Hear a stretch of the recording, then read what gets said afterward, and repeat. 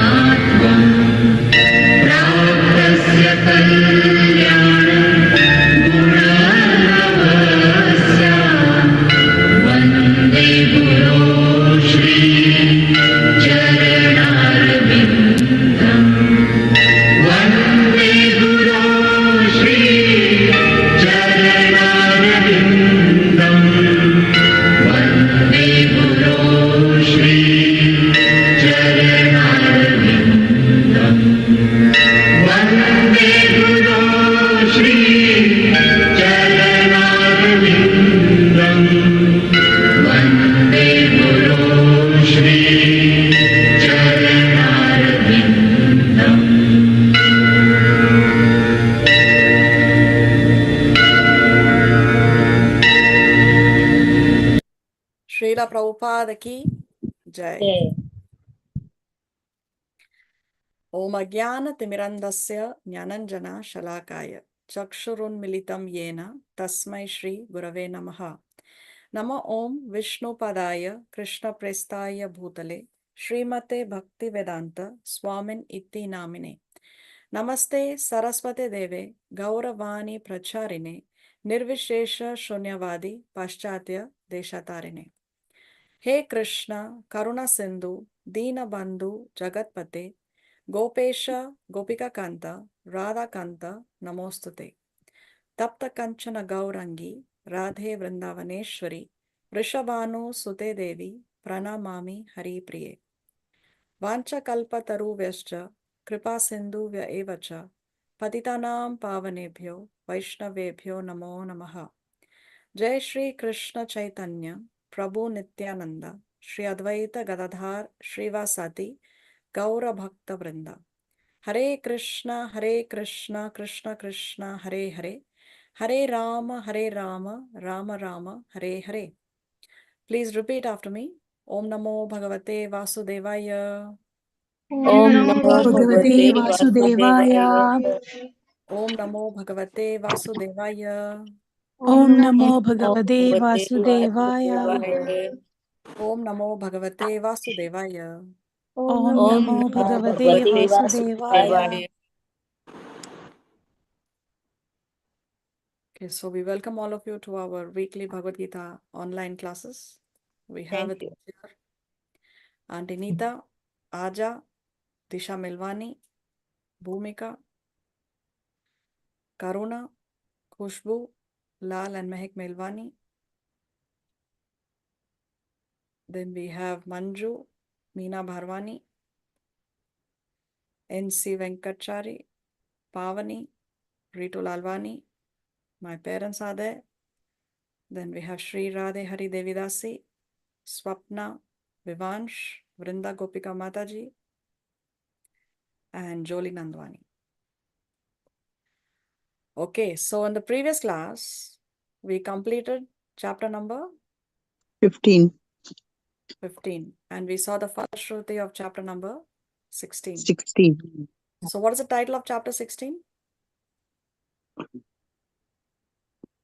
The divine and democratic natures. Divine and demoniac natures. Okay, so divine and demoniac natures. So what is the connection between chapter 15 and chapter 16 that we saw in the previous class?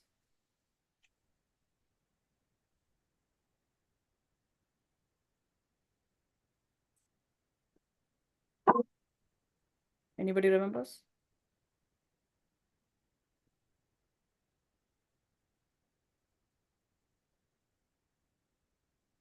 In chapter 15, Krishna explained what in the beginning of the chapter? Banyan tree. The divine natures. He described the banyan tree of material existence. So we saw how material world is compared to an inverted banyan tree. So when the banyan tree is inverted, the roots are up and the branches are down. So this material world is a reflection of the spiritual world. So the spiritual world can be compared to a banyan tree that is on the banks of the river that is standing straight. But the reflection of the tree can be seen in the river. So this material world is a reflection of the spiritual world. It's only a shadow, no? It's only a shadow. So this is the reason why in the material world, we think that we can enjoy, but we cannot really enjoy. The real enjoyment is in the spiritual world. So the real happiness is in the spiritual world. The good qualities, the pure qualities, purity is there in the spiritual world. Here, whatever exists is only a perverted reflection of that which exists in the spiritual world. Now, what is the connection between chapter 16 and chapter 15? In that inverted tree, we saw that those who are residing on the upper part of the tree of material existence, they are almost almost perfect. No, they are very, very close to going back home, back to God. So that refers to the higher planetary systems where you have the devatas and the great sages who are residing there, and they are in the mode of goodness. They are in the mode of goodness. They have divine qualities. That's why they are in the upper part of that inverted tree of material existence. But those who have demoniac natures, they are in the lower parts of the tree. So they are, because they have demoniac natures, because they are in the modes of passion and ignorance, therefore they are not so close to going back home, back to Godhead, like those, like the devatas and the great sages and the residents of the higher planetary systems. Okay, so this is the connection. No, what are those qualities that is required for one to go up higher in that tree of material nature, material existence, and what are the qualities that will take one down and deeper down in this material existence? So therefore here Krishna is going to explain the divine and demoniac natures.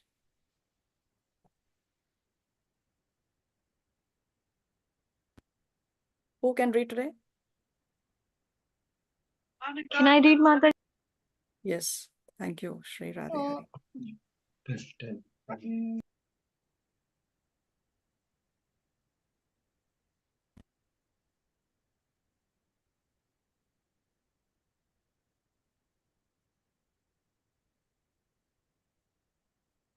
So we've already seen the Falashruti.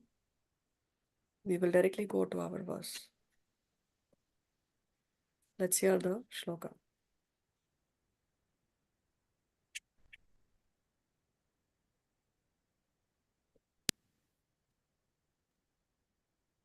अथ षोडशोऽध्यायः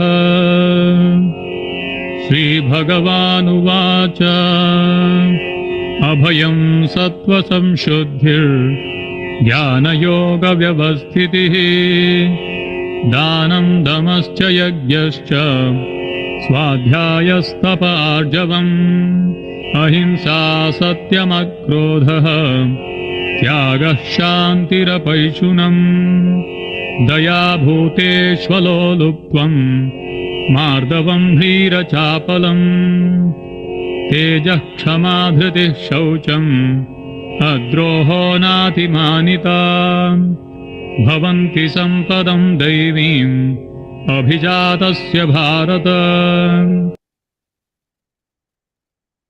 Hare Krishna, the Supreme Personality of Godhead, fearlessness, purification of the one's existence, cultivation of spiritual knowledge, charity, self-control, performance of sacrifice, study of the Vedas, austerity, simplicity, non-violence, truthfulness, freedom from anger, renunciation, tranquility, aversion to fault-finding, compassion for all living entities, freedom from covetousness, gentleness, modesty, steady determination, vigor, forgiveness, fortitude, cleanliness, and freedom from envy and from the passion for honor.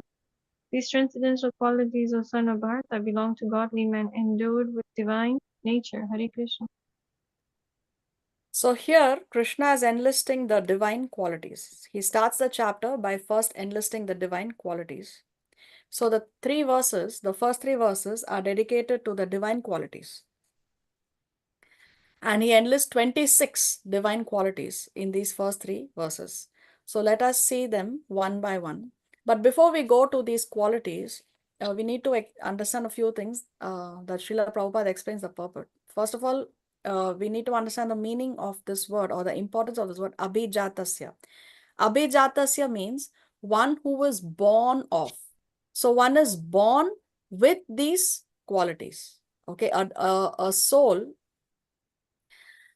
when one takes birth, he has certain qualities. Okay, so one is born with certain qualities, not necessarily with these qualities, but one is born with certain qualities. So again, how can we ensure that the child who's coming to us has divine qualities and not demoniac qualities? A person, the general desire of the parents is that they want to have a child with divine qualities. So how can one ensure that the child has divine qualities?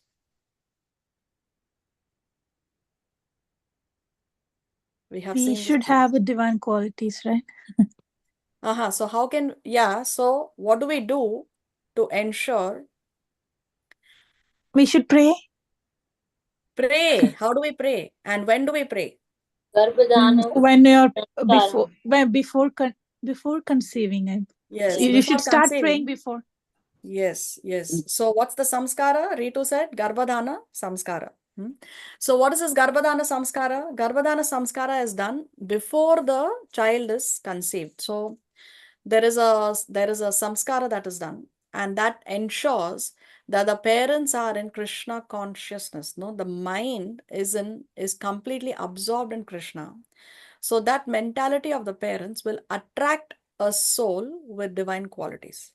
So when man and woman meet, it should not be out of passion and out of lust and over a glass of whiskey and let's have fun. If that is going to be the mentality, then one will not attract a child with divine qualities. No, then there is a danger that one will attract a child with demoniac qualities.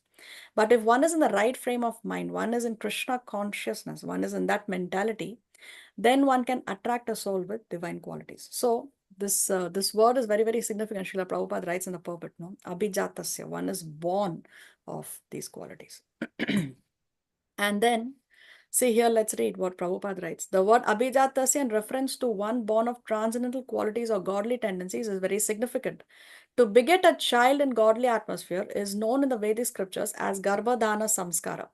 In Bhagavad Gita, we have studied also before that sex life for begetting a good child is Krishna himself. No, Krishna says that sex life for having a child is not different from Krishna. So sex life is not condemned, provided the process is used in Krishna consciousness.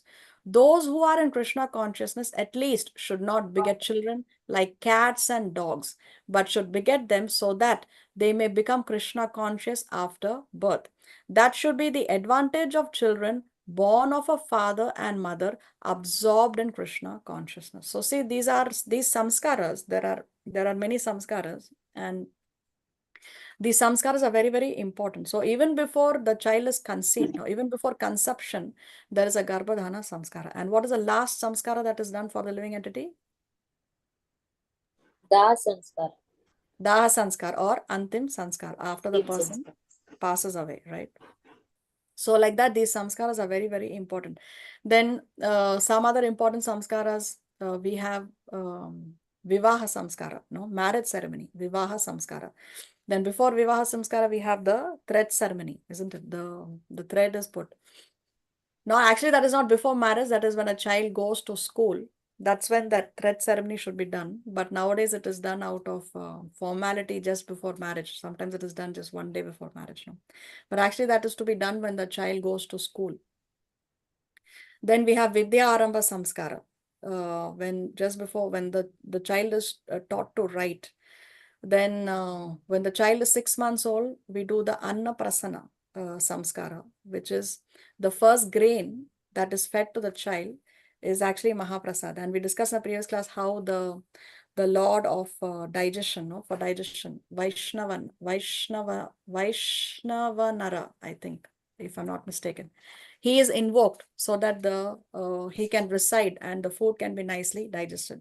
So the first grain that is given to the child should be Mahaprasad, no, and the Lord of digestion is invoked to reside in the child's body. So like that, all these samskaras are very, very important. But because of the influence of Kali Yuga, now hardly anybody does these samskaras, and it is reduced to the bare minimum, and it is also done more out of formality, no, in the modern age. Anyway, so with the Garbhadana Samskara, we can ensure that the child that is being born to us has divine qualities. What is the advantage if the child that is born to us has divine qualities? Does it affect the parents? Of course. How and why? You will have peace at home. You will have peace at home. Yes, very nice. The parents will be happy if the Parents would child's be children. happy. Yes. And You can his also learn life. from the kid. Yes, we can also learn, no? We can also learn from the children. Very nice. If we become devotees, 7 generations will be liberated. Yes, exactly. Shastra says that a pure devotee can liberate up to 100 generations before and after him. A pure devotee can liberate up to 100 generations. So just imagine how powerful it is to invoke a child with divine qualities. Okay, then Srila Prabhupada in the purport, he explains about the Varnashram system. We need to understand this because these qualities that Krishna explains in these first 3 verses, there are some qualities that are more for a specific ashram, no, more for a specific category of people in the society. Some are for all of them. So that therefore, we need to understand the Varnashram system again. So what is this Varnashram Dharma? Varnashram system is the division of the society into 4 divisions of social life and 4 occupational divisions. So when the society is divided according to one's occupation, then that division is Brahmana, Kshatriya, Vaishya, and Shudra. Brahmanas have a certain occupation. What is the occupation of the Brahmanas? What do they do? They give shiksha, They do puja. teaching Yes, and they give knowledge. Then knowledge. they are the educators of the society. No, they are the teachers of the society. Then Kshatriyas. They protect Warriors. They are Warriors. They are the warriors. warriors. So what do they have to Warriors. do? They Protection. protect. They have to protect, isn't it? They have to Protect. protect. Vaishyas? Are they They do merchants? business. Businessmen. Yes, businessmen, the mercantile class. So, and the Shudras? Shudra. They are Working class. servants. Working class. Service. Yeah, the Service working and class, singing. they render service. So, Brahmana, Kshatriya, Vaishya, and Shudra. Who is the one who is most respected? Brahmana. Brahmanas are most respected. But does that Yeah. mean that the Shudras, that the society can do without the Shudras? No. No, No. because with the Yes. See, if the society is compared to a body, a human body, Brahmanas are the heads of the society, Kshatriyas are the arms of the society, Vaishyas are compared to the stomach of the society, and Shudras are compared to the legs. Mhm. Now, can a person say that, okay, if I don't have my legs, I can still continue to do whatever I want to do? Of Will anybody course say not. that it's okay if my legs go? No. No, we need our legs as much as we need the stomach, as much as we need the arms, as much as we need the head. So even if one of these 4 are absent in the society, there will be a handicap. Just as how we would be handicapped if we do not have our head or arms or stomach or legs. No, we will be handicapped. So therefore, all these are important for a smooth working of a Varnashram system. Therefore, all of them are to be valued. All of them are to be respected. Now having said that, can we technically live without the legs but without the head? No. That also we cannot do, no? So therefore, Brahmanas are most respected, but all of them are equally important in our society. So the modern day system of Nichi Jati and low caste and untouchability and all these things are only a perverted version of the Varnashram system that actually Krishna established. Now Krishna also says that one must do his duty. Even if he does it imperfectly, it's okay. But he should not do somebody else's work, even if he does it perfectly. Why? This was actually very strictly implemented in the previous ages. No, that's the reason why there was so much opposition when Karna wanted to do the work of a Kshatriya, and he was told that actually you are the son of a carpenter, no, a Shudra class. Now, it was not revealed, of course, that he was actually born in a Kshatriya family. It was not revealed. That's why his natural tendency was that of a Kshatriya. But there was a lot of opposition in society. So what I'm trying to say is, in the previous ages, this was very strictly implemented, that one should do his own work and not do the work of another ashram. Why? Because one knows his own work, what to do. It doesn't mean that king will, Kshatriya will knows the work of Shudra, and they can't do that Shudra's work or Vaishya's work. They So have even their if own. they can do, even let's say technically they can do. So let's say a Kshatriya knows the work that a Shudra does because he is trained up in the Gurukul to do all They kinds will of stuff. misuse. They will misuse.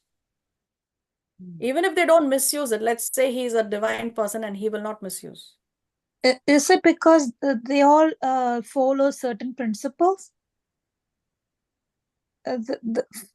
For Kshatriyas follow different and Shudras follow different. Yeah, there are different rules and regulations for each class. Yes, that is correct. Is But it the because of question that? is, what will Is it because of happen? that they should stick on to what they are learned, they are taught? Okay, so what will happen if they don't stick to it? Okay, what determines if a person is Brahmana, Kshatriya, Vaishya, Shudra? Is it the birth? If somebody is born in a Brahmin family, he's a Brahmin? No. No. So what determines whether one is a Brahmana, Kshatriya, Vaishya, or Shudra? His karma, his Character? activity. The nature of a person, isn't it? The nature yeah. of the person.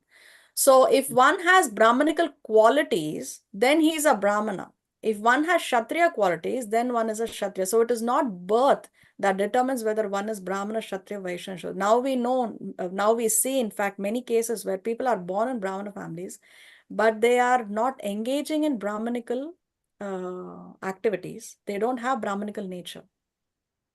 No. So the activities that one does and the nature one has is what determines whether one is Brahmana, Kshatriya, Vaishya, or Shudra.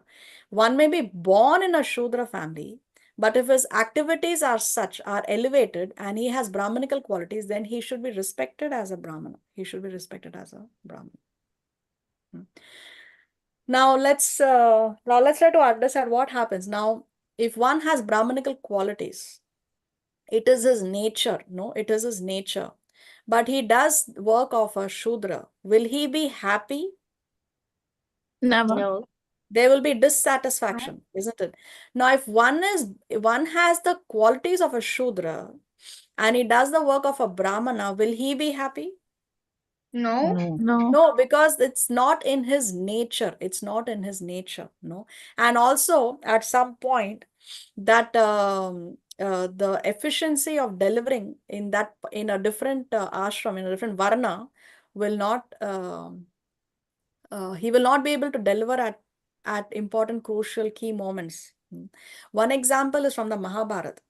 Now, on the side of the Kauravas, we had Dronacharya, who was fighting the war like a Kshatriya.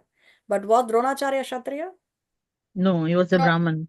He was a Brahmana, isn't it? He was. But what happened now when his son, when he was told that his son Ashwadama has been killed? Actually, he was told that Ashwadama has been killed. No, it was a trick that was played. The elephant Ashwadama was killed. Was killed. Mm. But Dronacharya, when so he understood that actually his son has been killed. What happened at that time? He became so overwhelmed with emotions that he put aside his bow and arrow and he just sat down and he refused to fight. No, he was so overwhelmed with the news of the death of his son that he just could not fight anymore, and therefore then he was killed by the opposite party. Now the same thing happened with Arjuna. Arjuna also got the news that his son Abhimanyu has been killed, and he was mercilessly killed by 6 warriors. Mm. In fact, even he was asking for water at the time of death, but they did not give him even water. This is one of the things that that can be held against Karna, because Karna is celebrated as Danveer Karna. No, he was a very charitable man. But that time when Abhimanyu was asking for water at the time of death, Karna refused to give him even water. Even he did not give him that water. And Danveer Karna did not give him water at the time of death. And it was in that same puddle of water that Karna's chariot got stuck when he was killed. Mm. Okay, anyway, coming back to what we were discussing. So even Arjuna got the news that his son Abhimanyu has been killed. Did Arjuna lay his arms down? No. No. No, He he got came furious. with all the more furiousness in order to fight the war the next day, isn't it? Why? Because by nature he's a Kshatriya. By nature he's a Kshatriya. But Dronacharya, by nature he's a Brahmana, but he was doing the work of a Kshatriya in the war. So therefore he got so overwhelmed with emotions that he was not able to take it. And then that caused his death in the war. So like this, when somebody is in has a nature of one category and he does the work of another category, it will not work. It will not work. Okay. So therefore, this was implemented very, very strictly in the previous ages. Of course, now in Kali Yuga, this Varnashram system also has become corrupted, like many other things in Kali Yuga. Okay, Lavina, you have your hand raised. Yeah. If Dronacharya was a Brahmin, then why did he came in the battlefield to do this to fight against Pandavas or anybody? Yeah, because he was employed. He was an employer of Hastinapur. And because he had this obligation towards Hastinapur, he was receiving a salary, no? He was employed. He was employee. And therefore, it was his obligation to fight in this emergency situation. That's why. But he was employed as a guru, means as a teacher for their children, or as a warrior. Yeah, he was employed as a teacher, but because this was an emergency situation, he was required to fight as an exceptional case. Thank you, Mother. You're welcome. Okay, so and the other division of society is according to the stages of life. What is the stages? What are the 4 stages of life? Brahmacharya, Grihastha, Vanaprastha, and Sannyas. So student life, married life, retired life, and renounced life. Sannyasas, renounced life. Say if one lives for 100 years, 100 years is the average human life at the beginning of Kali Yuga. 25 years as a student, 25 years as a married person, 25 years retired life, and 25 years as a renounced life one should be ideally living. So at what age one should take retirement? If one assumes that one lives for 100 years. 50. 50. Yes. 51st year is the age for retirement. If one lives for 100 years. Now, if one lives for 80 years, then 20, 20, 20, and 20. So what is 51 in Hindi? Ikyavan. Ikyavan. No, Ikyavan. So that Ikyavan, that word in Hindi that has the word one. And here, and retirement is Vanaprastha. Vanaprastha means walk out, go to the forest. So see the beauty of our language, that number, Ikyavan itself tells you that it's now time for retirement, Vanaprastha. So anyway, so we need to understand this so that we can discuss which quality, what are the qualities that are more specifically required for a certain category of these people. So the first three qualities, fearlessness, purification of one's existence, and cultivation of spiritual knowledge, Srila Prabhupada explains, is for the sannyasis. So the first divine quality is fearlessness. So fearlessness, why is it that a sannyasi should specifically be fearless? What is the danger that a sannyasi faces? Falling. Okay. Does a sannyasi have any kind of protection? No. Does he have a home? Does he have a fixed income? Does he have a family? In case No. he falls sick, in case there is death, in case there's an emergency situation, is there? So a sannyasi is completely dependent on the mercy of the Lord. No, he does not have a fixed income. He just goes around begging from door to door. Sometimes he may receive something in charity. Sometimes he may not receive something in charity. The day he does not receive anything, then that day he has to go without eating. No. So, and he may be attacked sometimes by people, some crazy people, somebody's alcohol, under the influence of alcohol, or some wild animals. So therefore, for a sannyasi, fearlessness is a very, very important quality. See here, fear is one of the 4 factors of material existence. Everyone has fear because of contacting a material body. Fear is relative to how much dependence one has on material energy rather than God or spiritual life. So the more we have faith in God, that much more fearless we will be. That much more fearless will be, because one has full faith that Krishna will protect me no matter what. Fear comes from attachment and dependence on material conditions. So the more we think that our wealth, our contacts, our gun, our beauty will save us, that much more we are going to be fearful. That much more we are going to be fearful. Fear originally means fear of death. So this is the greatest fear of death. Why we have this fear is because nobody wants to die, and we are in this material nature where death is forced upon us. But a devotee is abhaya. A devotee is fearless because he takes complete shelter of Krishna. See, there is a bhajan by Govinda Das Kaviraj. He says, Bhajahu Remana, Shri Nanda Nandana, Abhaya Charanara Vindare. O mind, just worship the lotus feet of the son of Nanda, which makes one fearless. Fearless. So the more we hold on to the lotus feet of Guru and Krishna, the more we will be fearless. What was Srila Prabhupada's name? I mean, what is the name that Srila Prabhupada was given by his parents? Anybody knows?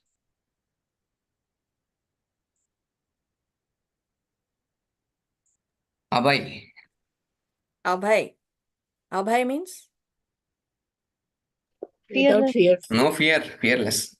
Fearless. Actually, the name he was given was Abhay Charan. Abhay Charan. Okay. And when he received initiation from Srila Bhakti Siddhanta Saraswati Thakur, he was given the name?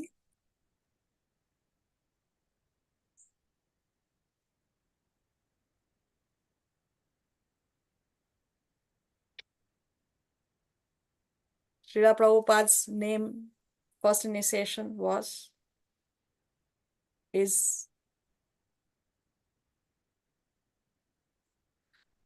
Abhay Charan Aravinda. No, Srila Bhakti Siddhanta Saraswati Thakur added this word Aravinda to his name.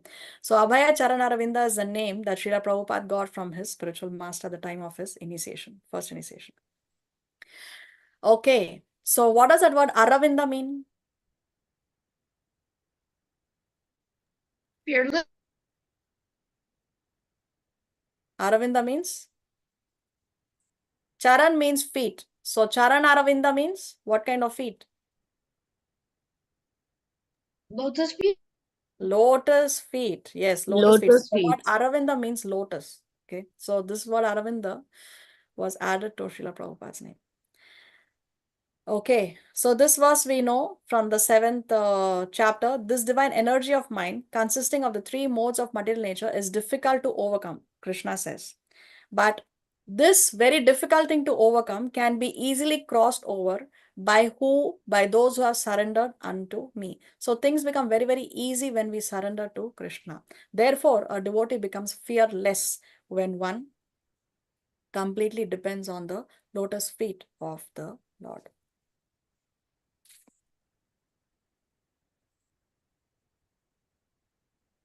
So then what's the next quality? Purification of one's existence. Purification of one's existence. So it's very, very important that a sannyasi, actually for all, see, all these qualities are for all categories of people, but more so for a certain category. So fearlessness, purification of one's existence, and cultivation of spiritual knowledge, Srila Prabhupada explains, is that even more it is important for the sannyasis. Purification of one's existence. So one has to maintain oneself pure mentally, internally and externally. So for a specifically a sannyasi has to maintain himself pure. Now see, Srila Prabhupada explains in the purport that Chaitanya Mahaprabhu is considered to be the most merciful of all the incarnations. No, he is referred to as the Parama Karuna.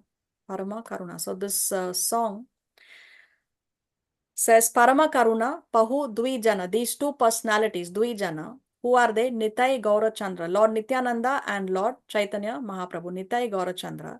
Sabha Avatara, of all the avatars, Sara Shiromani, they are the crest jewel, they are the crown jewel of all the avatars. Kevala Ananda Kanda. Why they are so significant, why they are the most significant of all the incarnations, is because they have introduced a method which only gives ananda, which only gives joy. What is that method they introduced? Chanting and dancing. So we know that Chaitanya Mahaprabhu is the one who gave us this Maha Mantra, which previously was a hidden mantra, but Chaitanya Mahaprabhu gave it to us. And he relaxed all the rules and regulations with regard to the chanting of this Maha Mantra. So one does not have to follow rules, strict rules and regulations like how it was in the previous ages. So Srila Prabhupada explains that even Lord Chaitanya Mahaprabhu, the most munificent, the most merciful of all incarnations, even he did not excuse Haridas for a mistake. Now there was one, he had one devotee by the name Junior Haridas. So let's read this. One of Mahaprabhu's associates, Junior Haridas, committed a great mistake by lustfully glancing at a young woman. So he glanced lustfully. The Lord as Super Soul could detect his lust in the mind of Junior Haridas, who was at once banished from the Lord's association and was never accepted again, even though the Lord was implored to excuse Haridas for the mistake. Junior Haridas afterwards committed suicide due to being disassociated from the company of the Lord, and the news of suicide was duly related to the Lord. Even at that time, the Lord was not forgetful of the offense, and he said that Haridas had rightly met with the proper punishment. So just say, even the most merciful of all incarnations was not ready to excuse or forgive Junior Haridas. Even after he had committed suicide, he said that he has rightly met with the proper punishment. So therefore, it's very, very important, especially for a sannyasi, especially for a devotee, to maintain his purity. So even by glancing, although he didn't engage in any lustful, he did not unite with a woman, but just by lustfully glancing also, no? So even that glance is sex, but it is subtle sex. It is subtle sex. So that also, you can see how Mahaprabhu was not willing to forgive. See, in relation to this, I came across this class by Srila Prabhupada. This is actually recorded as the shortest class by Srila Prabhupada. So Srila Prabhupada has arrived in Atlanta, and as the arrival address, he says, so Chaitanya Mahaprabhu is very kind. Parama Karuna, Pahu Dvijana, two lords, Nitai Gaurachandra, Nityananda Prabhu and Lord Chaitanya and Sri Chaitanya Mahaprabhu. They are very kind, you see. They have appeared just to reclaim the fallen souls of this age. So they are more kind than Krishna. Krishna, he is also kind. He comes to deliver. But Krishna demands that first of all surrender. Chaitanya Mahaprabhu even does not demand surrender. He is so kind. So here Srila Prabhupada's voice starts to choke, he's getting emotional, he starts to cry. So take shelter of Sri Chaitanya Mahaprabhu and be happy. Thank you very much. Weeping. So Srila Prabhupada starts to cry when he's describing the merciful Chaitanya Mahaprabhu. No, see the extent of Lord Chaitanya Mahaprabhu, the extent of the mercy of Chaitanya Mahaprabhu makes Srila Prabhupada cry. And then he ended the class. So this is recorded as Srila Prabhupada's shortest class actually. Anyway, let's come back to... Mataji, this shortest class that has been recorded, will you be kind enough to share it with us in the group so we can hear Yes, it? I will share the slides at the end of the class. No, not the slide, but yeah, slide too, but the class. This is the class. class. The slide is the class. Yeah, this one. You just read. Yeah, so this slide will be shared along with all the other slides at the end of This the class. doesn't have an audio recording Prabhupada's No, voice. I don't have the audio. I don't have the Oh, audio. okay. Okay, so fearlessness, purification of one's existence, then cultivation of spiritual knowledge. So we know that the sannyasis should also cultivate spiritual knowledge. They have to learn the Shastra and they also have to teach the Shastra to the others. They have to distribute it to the others, especially to the householders, householders and others who have forgotten their lost relationship with Krishna. So these sannyasis, they go begging from door to door. Srila Prabhupada explains that they go begging from door to door. Not because they are beggars, no, they are actually doing a favor to the grihasthas, to the householders. They are giving them an opportunity to serve, and they're there, and like that, they also get the opportunity to associate with the sannyasis, and there is some inter-exchange of some knowledge. Even when we do the samskaras, we call the brahmanas to the house. And there is the brahmana's duty also is, yes, he will do the samskara for you, and also at the same time he will tell you, that the goal of human life is not to engage in sense gratification. The goal of human life is actually to develop love of God. So like that, the brahmana, when they come home, it is their duty to give some Vedic knowledge to the grihasthas and give them their association. So the sannyasis are not going door to door begging for food because they are beggars, or because they can't do without the food, but it's their mercy that they are doing that. So like that, they can give us their knowledge. Then what is the fourth quality?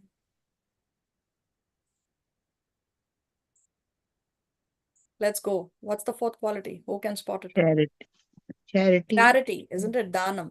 So who should give charity? Brahman, the students, or the householders, or the retired people, or the renounced people? Householders.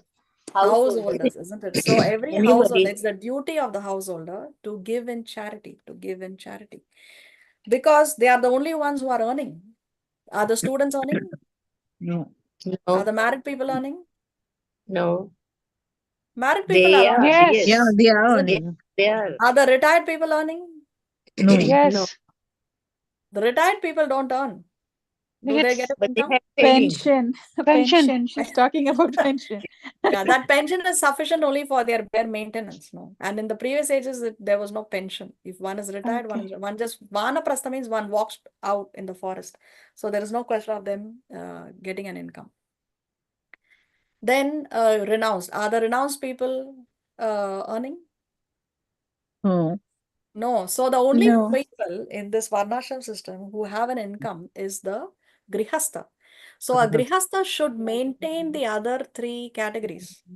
So it's the duty of every grihastha to give in charity. But can charity be given to anyone, everyone, and under any circumstances, any place, any time? No. Who No. is Charity needy? should be only given for Krishna conscious activities. Only for Krishna conscious activities. Otherwise, it is simply a waste of time, Srila Prabhupada says. Otherwise, one will be more entangled in this material world. For example, if one gives charity and the person with that charity purchases meat, it's not good neither for that person, neither for a person who has given charity. So both of them will remain entangled in the cycle of birth and death, because one who has given is also going to be implicated in that karmic reaction. no, because it is he who has purchased it with his money that meat was purchased. So therefore, charity should be given to those people who you know will use the money in a Krishna conscious Right activity. way. Yes, in the right way, in a Krishna conscious activity. Otherwise, it's a waste of time. Okay, then what's the next quality? Self-control. Self-control. Self-control. So this is also especially for the householders. Now the householders, they are married, no, they have a partner, but then they are allowed to engage in to unite for the sake of having Krishna conscious children under the right mentality, in the right mood. So therefore, self-control for the grihasthas is very, very important. Then what's the next one? Performance of Performance. sacrifice. Performance of sacrifice. This is also especially for the grihasthas. Why? Because a fire sacrifice, yagya requires opulence, no? It requires wealth. It's not so easy. It's not so cheap. There are many ingredients that are required, especially in the previous ages. Yagya was a very, very opulent affair, no? And one would invite so many people and distribute so much prasad, and a lot of wealth and opulence would be required to do a yagya. Imagine when Yudhishthir Maharaj did the Rajsuya sacrifice. Actually, Arjuna went in search of wealth to different kingdoms. No, therefore he's called as Dhananjaya.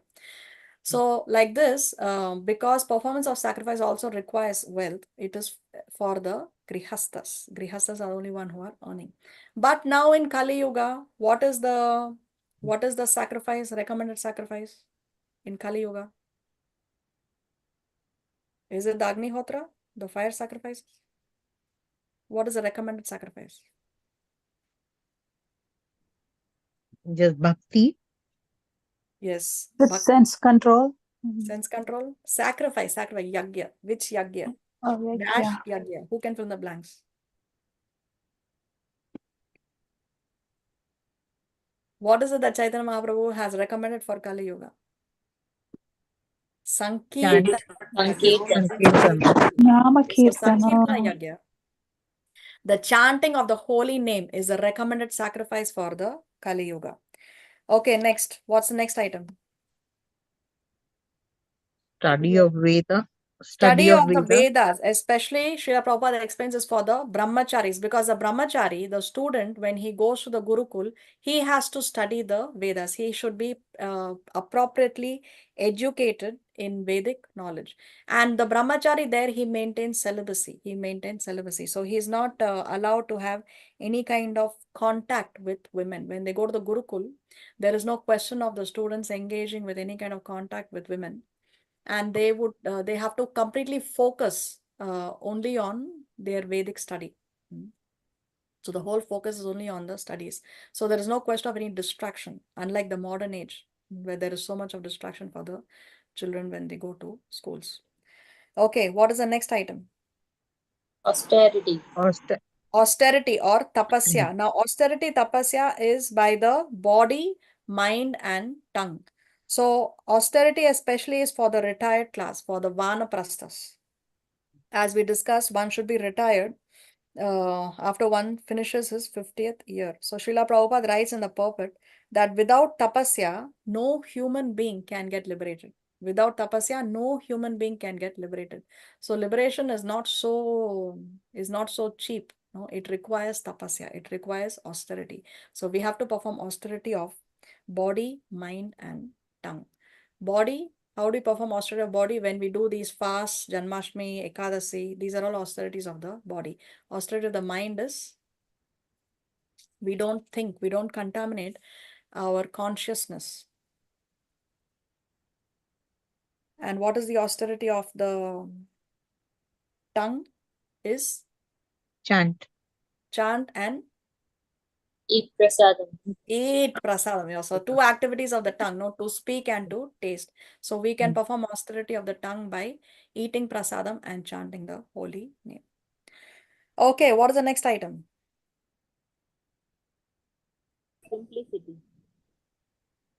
Simplicity.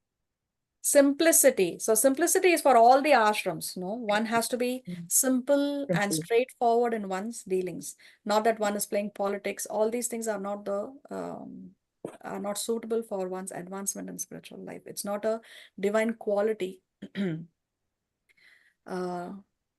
I mean, simplicity is a divine quality. The simpler we are, the higher we are on the tree of material existence. So one should be very simple in one's dealings.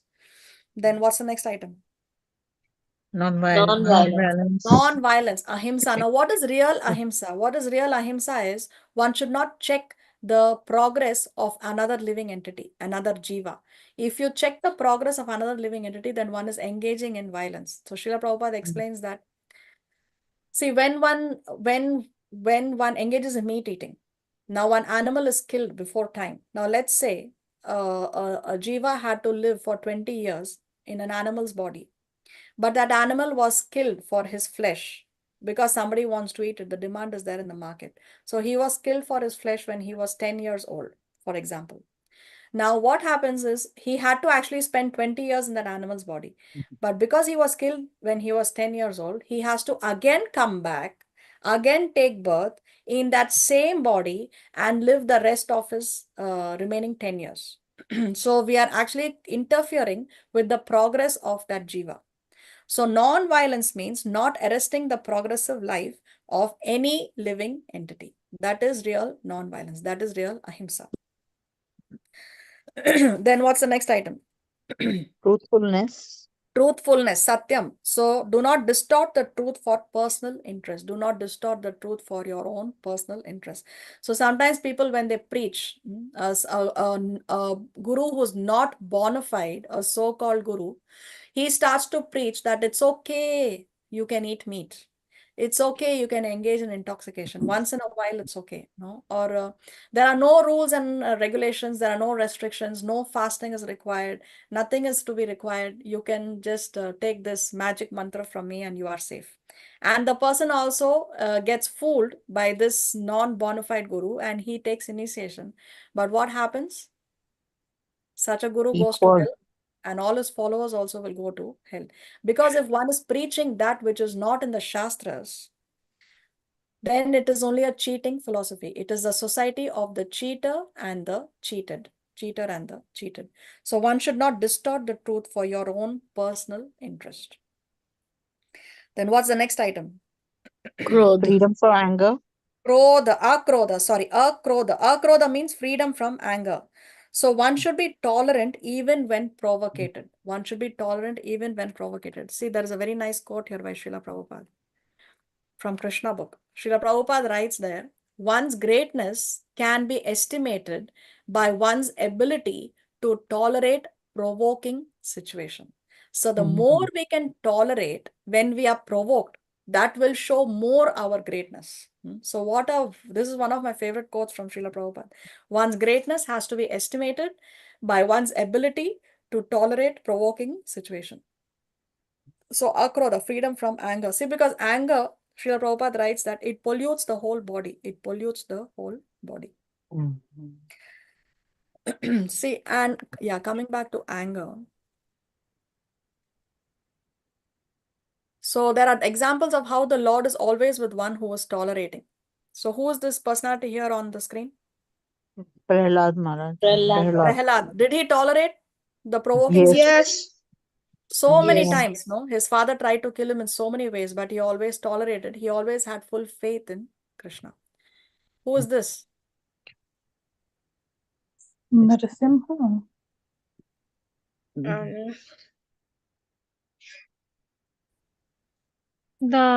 This is the Muni.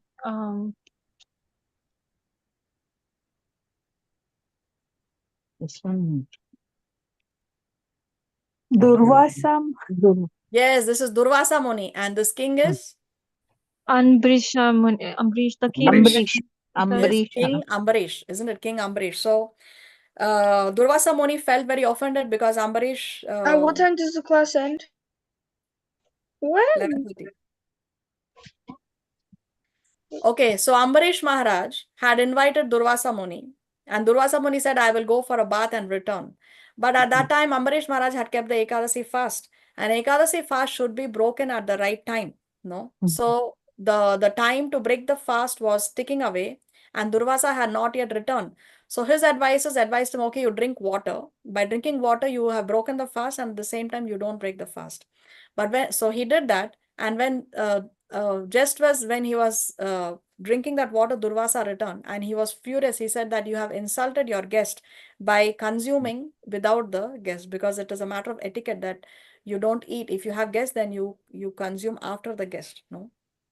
So before it is an I insult to don't your guest. understand. I don't understand. This Maharshi, he knows the Veda, everything very well. How to, when you should stop fasting, everything, right? The rules and everything. Then how can be he mad? So there are many things that we know, but we do not apply. Not necessary all those no, it's not necessary that all Brahmanas are devotees. Not necessary that all That he's not Brahmanas great. are Vaishnavas. He's not a great Muni, great sage. Not yet. Not yet. One can become a pure devotee, but right now at this stage, he is not a pure devotee. Okay. But he can become one. Okay. All right. So then he was offended, but Ambarish Maharaj, he tolerated. He tolerated that. And he had full faith in Krishna. Of course, we know then the Durvasa Muni went to Lord Shiva, he went to Lord Brahma, he went to Lord Vishnu, and they all said that you will not be forgiven, because the Sudarshan Chakra started to follow Durvasa Muni. And to escape from the Sudarshan Chakra, he went to all these three devatas. But then finally, he had to come back to Ambarish, and he asked forgiveness from Ambarish. And Ambarish Maharaj, because he is a great Vaishnava, he immediately forgave him. And then the Sudarshan Chakra spared the life of Durvasa Muni. So he was also tolerating. Who is this? From the Mahabharata. This is Draupadi. Draupadi, yes. Who is Draupadi Draupadi. protecting here?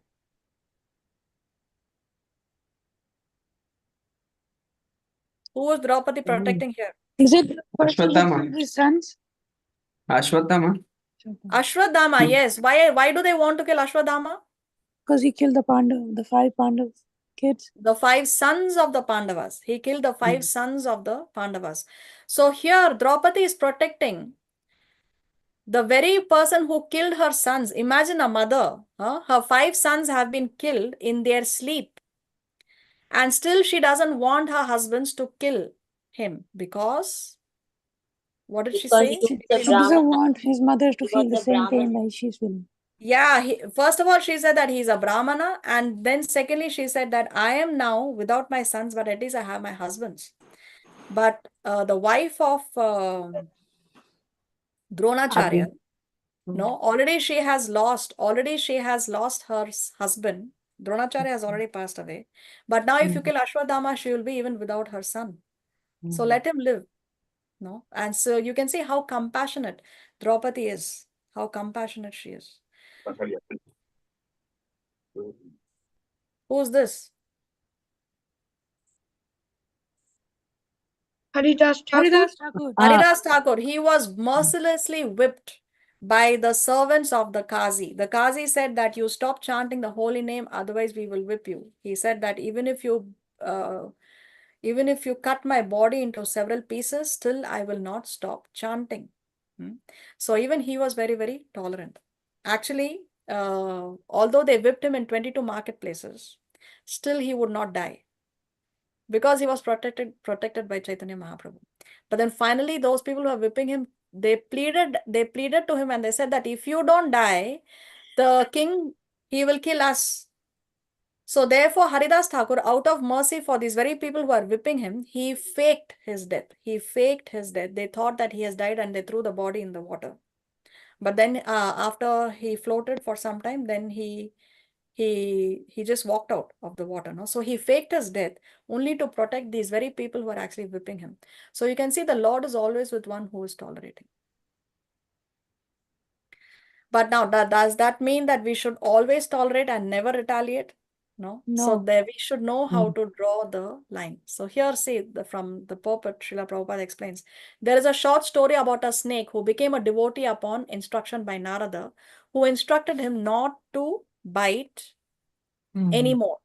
Since ordinarily a snake's business is to fatally bite other living entities, as a devotee he was forbidden to do so. Unfortunately, people took advantage of this non-violence on part of the snake, especially the children, who began to throw stones at him. He did not bite anyone, however, because it was the instruction of his spiritual master. After a while, when the snake met his spiritual master, Narada, he complained, I have given up the bad habit of biting innocent living entities, but they are mistreating me by throwing stones at me.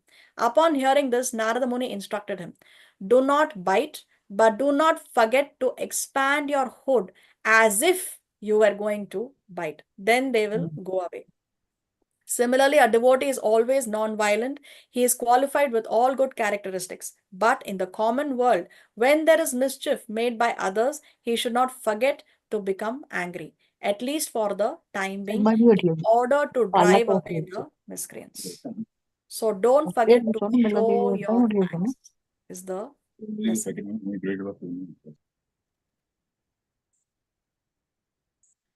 See, Srila Prabhupada writes in the Nectar of Instruction, anger can be controlled. We cannot stop anger altogether, but if we simply become angry with those who blaspheme the Lord or the devotees of the Lord, we control our anger in Krishna consciousness. So one should use the anger in Krishna consciousness against those people who are blaspheming the Lord or the devotees of the Lord. So if somebody is insulting the Lord, if somebody is insulting a devotee of the Lord, if somebody is insulting a spiritual master, then yes, we should be angry. Lord Chaitanya Mahaprabhu became angry with the miscreant brothers Jagai and Madai, who blasphemed and struck Nityananda Prabhu. So we know Jagai and Madai, the two drunkards whom Nityananda Prabhu wanted to transform into devotees. He requested them to chant the holy name, but they were struck by, Nityananda Prabhu was struck by Madai with the earthen pot, and Nityananda Prabhu was bleeding. So Chaitanya Mahaprabhu was so furious. Immediately he came there and he invoked the Sudarshan Chakra. Now Chaitanya Mahaprabhu, he's an incarnation who does not use any weapons. No, he's the most merciful incarnation. He never uses any weapons. But even Chaitanya Mahaprabhu at that time, he invoked the Sudarshan Chakra. He was so furious that Nityananda Prabhu, a devotee, no, actually he's Balaram, was struck. So that's what Srila Prabhupada is explaining here. One should be ready to tolerate all insults to one's own self. But when Krishna or his pure devotee is blasphemed, a genuine devotee becomes angry and acts like fire against the offenders. Krodha, anger, cannot be stopped, but it can be applied rightly. It was in anger that Hanuman set fire to Lanka, but he is worshipped as the greatest devotee of Lord Ramachandra. This means that he has utilized his anger in the right way. Arjuna serves as another example. He was not willing to fight, but Krishna incited his anger. You must fight. To fight without anger is not possible. Anger is control, however, when utilized in the service of the Lord. Another very nice lecture by Srila Prabhupada. He writes, he says, a devotee should not be angry, but that does not mean that he has lost his capacity of anger. No, everything is there. Just like a person does not have illicit sex, that does not mean he has no sexual capacity. He has full sexual capacity, but he does not want to do it unless it is required for a certain purpose. That example is given, just like the tortoise. The tortoise, as soon as he likes, he opens his different limbs from the body, and as soon as he does not like, immediately whines within the body. So we should be like that. That is real control. So Vimanyavaha means that a devotee does not generally become angry, but that does not mean that he has lost his power of becoming angry. No, he can become angry at any time when it is required. And he should be angry. He is angry. Krodha Bhakta Dveshi Janam. He will be angry when there is somebody who is against God and God's devotee. He will be angry. As soon as one says, blasphemes that I am God, there is no God, immediately he should be very angry because he is preaching false things. He is blaspheming against the Supreme Lord, that he is making God as very cheap. He should be angry. Bhakta Dveshi. So how much? So we should be very angry when there is anything against God and God's devotees. But generally for my personal interest, I should not be angry. So if somebody is insulting us, then we should not be angry. But if somebody is insulting the Lord and the devotees of the Lord, then one should be angry. So anger also in the service of the Lord. All right, if you like to call me by ill names, I don't mind. You go on with your business. I do not become angry. So just like Hanumanji, Vajrang Bali. Vajrangaji, he set fire in the kingdom of Ravan, a very beautiful kingdom, almost made of gold, but he set fire in the capital of Lanka. He became very angry. But why he became angry? Not for his own personal interest, but he was angry for the interest of Lord Ram. Sita, the Lakshmi, wife of Lord Ram, was kidnapped by this man, Ravan, and he was very angry that he has kidnapped the Lord's spiritual energy, Sita. I shall set fire in this very valuable capital. So this anger, this demonstration of anger and setting fire was accepted as service. So we should know when to be angry. Not that for our personal interest we shall be. Generally, those who are devotees, they are not angry. So this is how we use anger in the service of the Lord.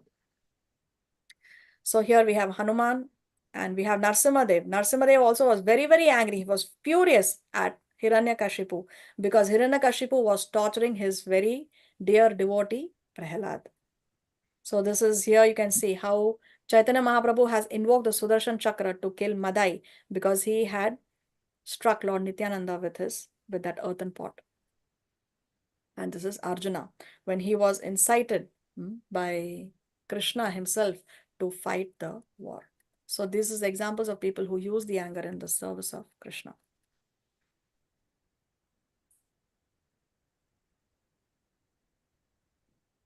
What is the next quality?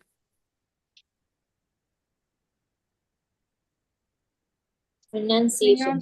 Renunciation, tyaga. So renunciation does not mean that we have to give up things. It means that we use the things in the service of Krishna. We don't have to give up money, but we can use the money in the service of Krishna, right? So when we use the things in the service of Krishna, then that is real renunciation. Then what's the next one? Tranquility. Tranquility, shanti. So a devotee should be equipoised, no? He should be very, very peaceful. He should not be agitated in disturbing circumstances. Okay, next. Aversion to fault finding. Aversion to fault finding. So Srila Prabhupada explains that if one calls a thief, that is okay. No, that's not finding fault because you're calling a thief. But to call an innocent man a thief, that is fault finding. That is fault finding. So some people have this mentality of only seeing faults. They will go to a festival, everything will be perfect in the festival, but still they will find fault with some little small thing that went wrong in a festival.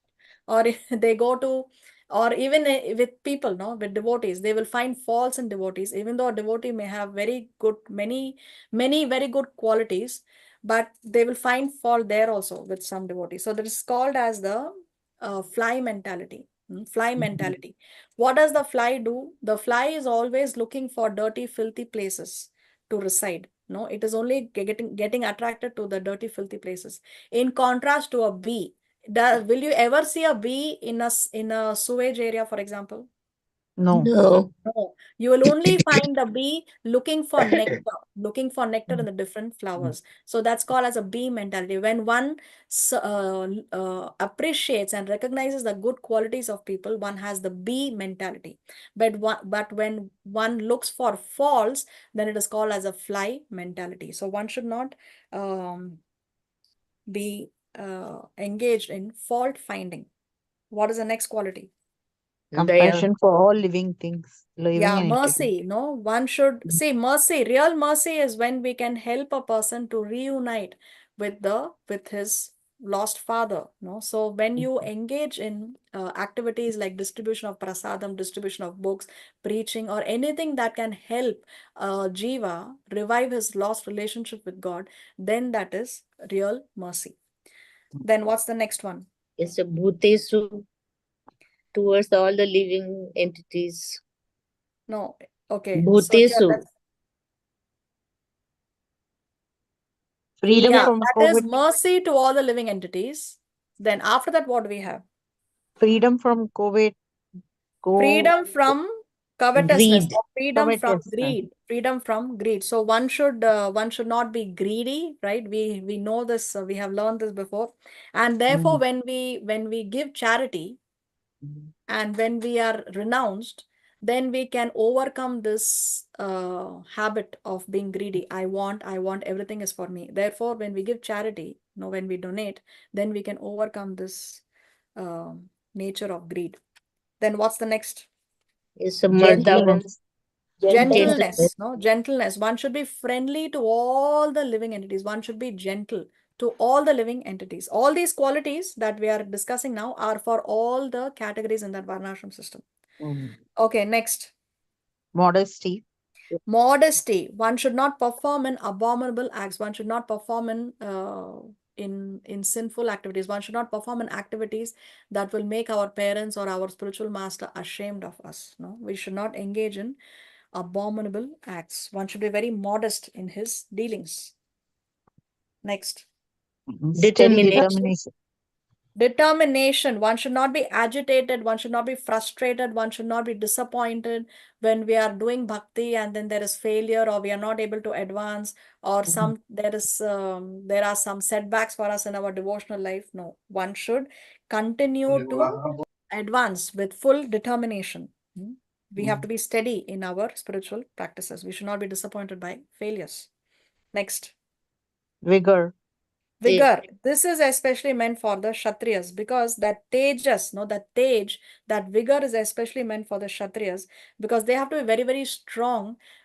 Why they have to be very strong is because they have to give protection to all the people and all the living entities, all the jivas who are in their kingdom because they have taken shelter. They are under the shelter of the king. So therefore, a Kshatriya's duty is to give protection and therefore the Kshatriya should have that tej, that vigor. And they have to show it. If violence is required, they have to show it. It is their duty. Sometimes violence is important to establish peace. Violence is important. Sometimes violence is important to establish peace. Just as how it was important that Arjuna fights that war so that peace is established. If Krishna had not instigated Arjuna to fight that war, if Arjuna would have gone to the forest without the kingdom, then Duryodhana would have been crowned king, and then there would be a lot of non-violence in the kingdom. No, so therefore that violence was required to establish peace. What's the next item? Forgiveness. Forgiveness, Shama. So this is also for everyone, again, but especially for Kshatriyas. So Kshatriyas, they have a lot of power, but when the need arises for small minor mistakes, they should be willing to forgive also. They should be willing to forgive also. So this is also quality. Although you have so much power, you should be willing to forgive the minor offenses of others. Next. Fortitude. Fortitude or dhriti. One should be mentally and emotionally strong even when facing difficult situations. So this is for all the categories in the Varnashram system. What is the next item? Cleanliness. Cleanliness, Saucham. So this is especially for the Vaishyas because they are business class. So one should not deal in black marketing, Srila Prabhupada explains. So their body, their mind and their dealings also should be clean. Next. Freedom from envy. Freedom from envy, no? Freedom from envy. One should not be resentful of another living entity. See, enviousness is something that the very reason why we are in this material world is envy only, no? Because we were envious of the position of Krishna, therefore we are here. So envy is the first mistake that we have made. See, here I had some nice quotes. See here.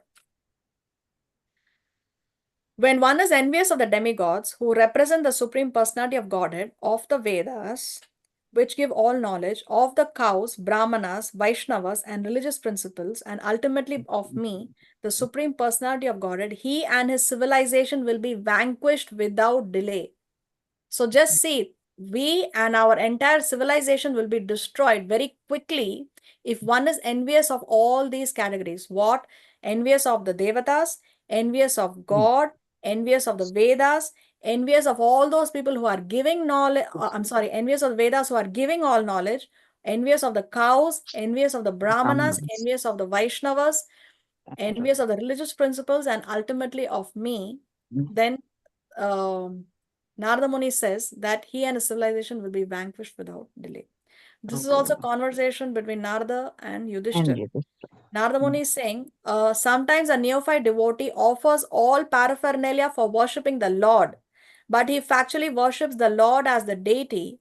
But because he is envious of the authorized devotees of Lord Vishnu, the Lord is never satisfied with his devotional service. So just see, even if he may be very, very nicely worshipping the Lord with all kinds of paraphernalia, but if he is envious of the devotees of the Lord will never be satisfied with his devotional service.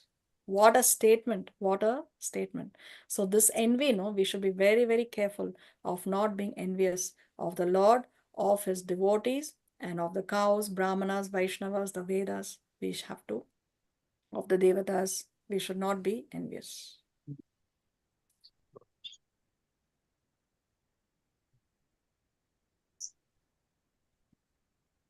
What's the next item? From passion for honor. Passion from honor, freedom from passion for honor. One should be free from the passion for honor. One must not expect that, yes, I should be honored because I'm so and so. When I walk into a room, I should be honored, I should be Honor. respected. Okay, so one should be free from the passion for honor. And Srila Prabhupada explains that this is especially for the Shudras. A Shudra should not be puffed up. A Shudra should be willing to offer respects to the others in order to upkeep the social order. So one is a Shudra. If one This is is a what Shudra, material? because he is Oh, least interested in Vedic study. So of the I four thought it was categories, cotton. the Brahmanas are लेकिन गर्मी में नहीं पहन रहा होगा, इसमें गर्मी most, लगेगी इसमें. so of the One four more. categories, Brahmana, Kshatriya, Vaishya, and Shudra, the Brahmanas are most respected because they are most advanced spiritually.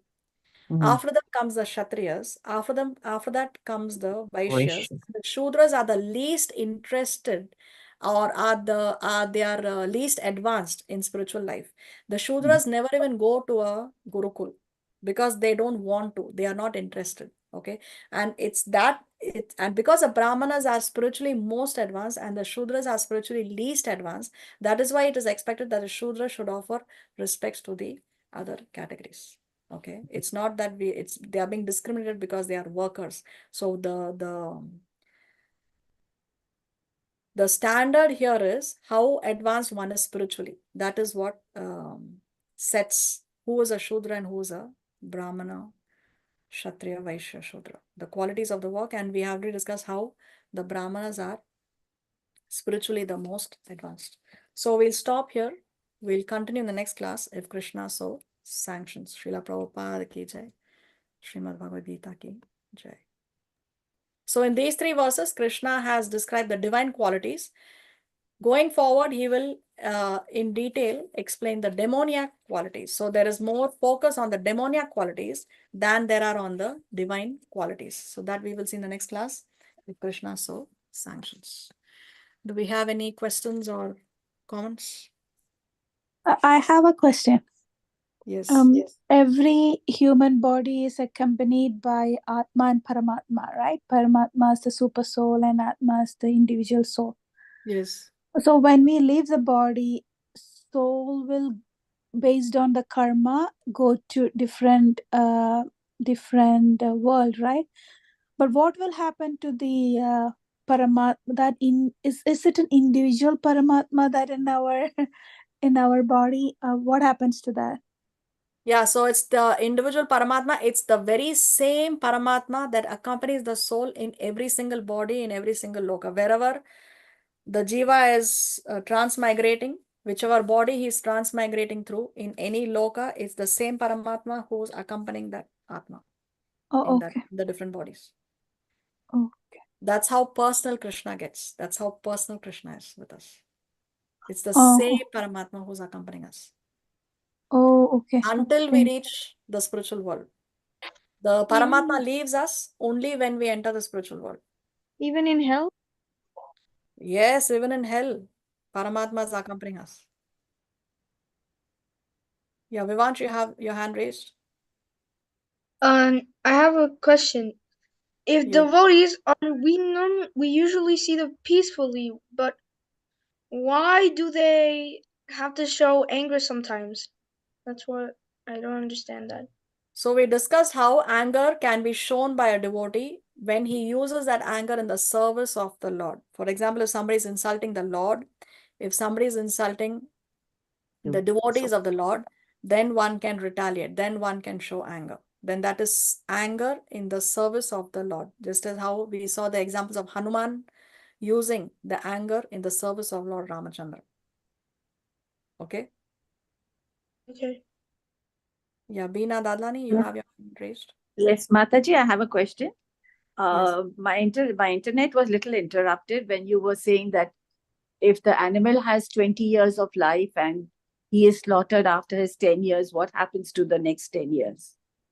So he has to take birth again in that same body. Let's say somebody had to live in the body of a dog for 20 years.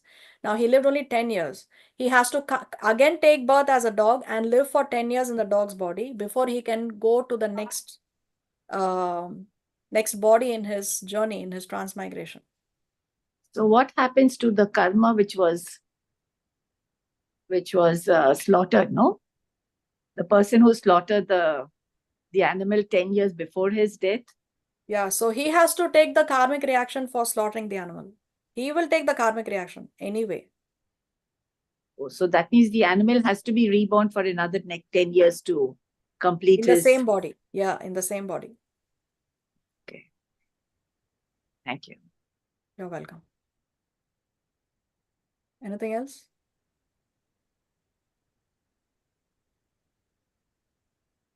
Just a continuation, Mataji. Is that the same with human as well? If suppose the human has maybe like 50 years and if he commits suicide, maybe at the age of 30, again he has to take the birth again and serve the remaining? Yes, that is a general rule. That is a general rule, but it may be an exceptional case in if the person is a pure devotee, then these general rules don't apply to a pure devotee. Maybe if a pure devotee, if it happens in the case of a pure devotee, he can go back home, back to Godhead. See, these general rules apply only to people who are not surrendered to the Lord because they are under the law of karma. Okay, but once one surrenders to Krishna, then one is under Krishna. So Krishna can break the rules. Krishna can override the rules. So the general rule is yes, even if it's a human body, he has to come back.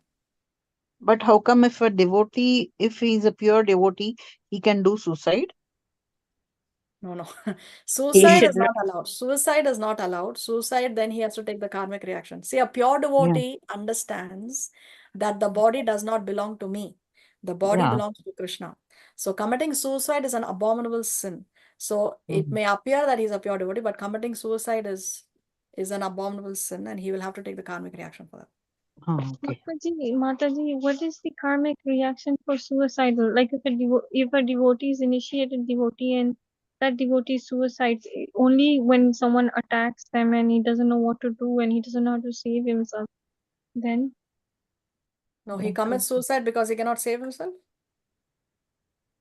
sometimes what happens in the dress of devotees, that they attack other devotees and then people are then the devotees are suiciding.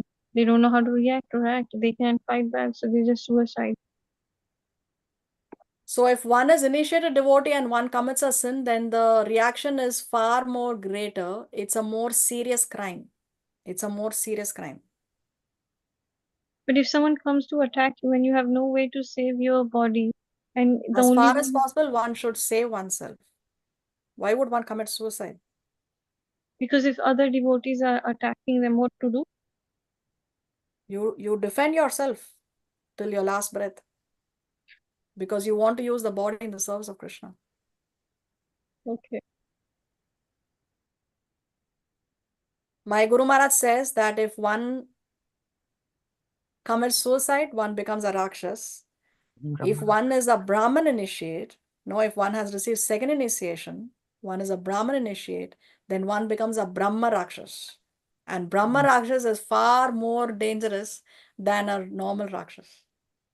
Okay, so if we are committing the same nonsense, even after surrendering to Guru, even after first, second initiation, then it becomes a more serious crime. Before it would be a papa, then after that it becomes an aparadha. It's a more serious crime. if someone is initiated and they're thinking about suicidal because of situation and condition and circumstances of getting attacked by different devotees that are called pseudo devotees or whatever, and they can protect their body, and after doing that they become a Brahman Rakshasa, and they have to go under the results or the karmic results to that would be more, it will make them more unhappy, right? And then they will regret that they suicide, that they should have taken some other means and whatnot. But once it's done, and nobody can save, Prabhupada cannot save a Brahman Rakshasa. Srila Prabhupada actually delivered a ghost.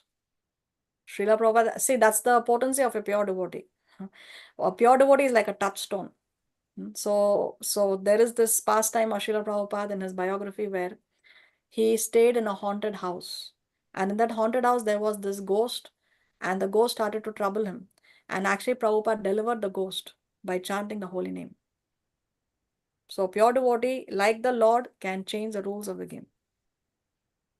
So basically, only if we can even do our japa, then all we have to do is hear from a pure devotee Hare Krishna Mahamantra and we'll be delivered.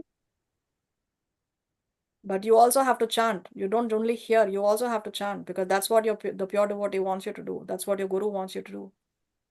But if someone is so sinful they can't chant, then they only have to hear from pure Who cannot devotee. chant? Anybody who has a mouth and 2 ears can chant. Really?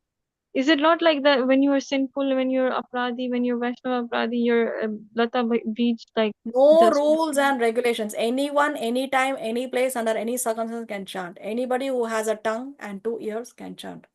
There is no excuse. Maybe they won't But get taste, but they will. spiritual person will not suicide. Even if they don't get the taste, just chant. Mhm. Taste will come later. Yes, It will yes. develop If later. they offend, they won't get the taste, but sooner or later they will get. Yeah, there is no excuse for one who is not chanting. Ignorance is no excuse. No, if you are breaking the red light when you're driving and you tell the policeman, "Oh, I was not aware that I have to stop at the red light," is he going to let you go? No, because you are supposed to know. You are supposed to know. So even ignorance Yes. is no excuse for not chanting. Mataji, I have a small question Yes. regarding that Haridas Thakur story. Which story? Haridas Thakur, you told na, the Chota Haridas. Yes. Actually, I heard he is by Nityananda Prabhu. He delivered.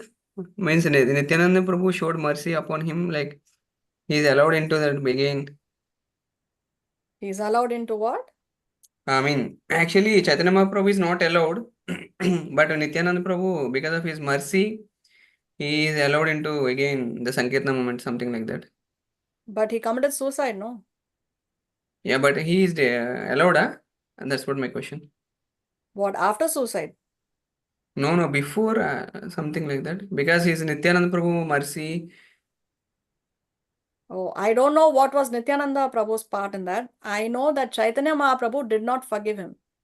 Even though he was requested to Yeah, bring yeah. him back, He did Chaitanya not Prabhu forgive, was but not willing Nityananda to Prabhu. know. And even after he committed suicide, even then Chaitanya Mahaprabhu said that he met with the right, what do you call it? Punishment. Punishment. Yeah. Yeah. Yes. Okay, So Mataji. Chaitanya Mahaprabhu did not forgive him even after he committed suicide. Okay. Mataji, Nityananda Prabhu's part, I don't know. I have to read it up. Hare Yes, Krishna. Shyam. So then Haridas Thakur ji became ghost because he committed suicide. No, Haridas Thakur did not commit suicide. Oh no, Junior I'm sorry. Haridas committed suicide. I'm Okay, sorry. so don't Got confuse mixed the up. two personalities. Junior Haridas. So did he become a ghost? That description is not there in the Chaitanya Charitamrita. I don't know. It's not there. It's not described. So we cannot speculate. Okay. Okay, Hare Krishna. Hare Krishna. Anything else?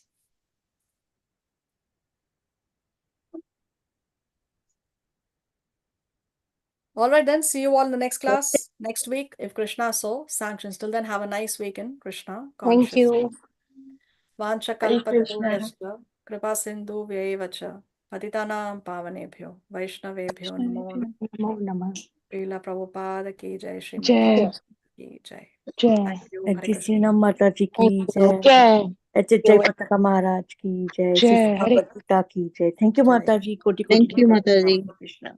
Hare Krishna, Dhamma Pranam Mataji. Thank you Thank so you. much. Hare Krishna. Hare Thank Krishna. you. Thank you, Mataji.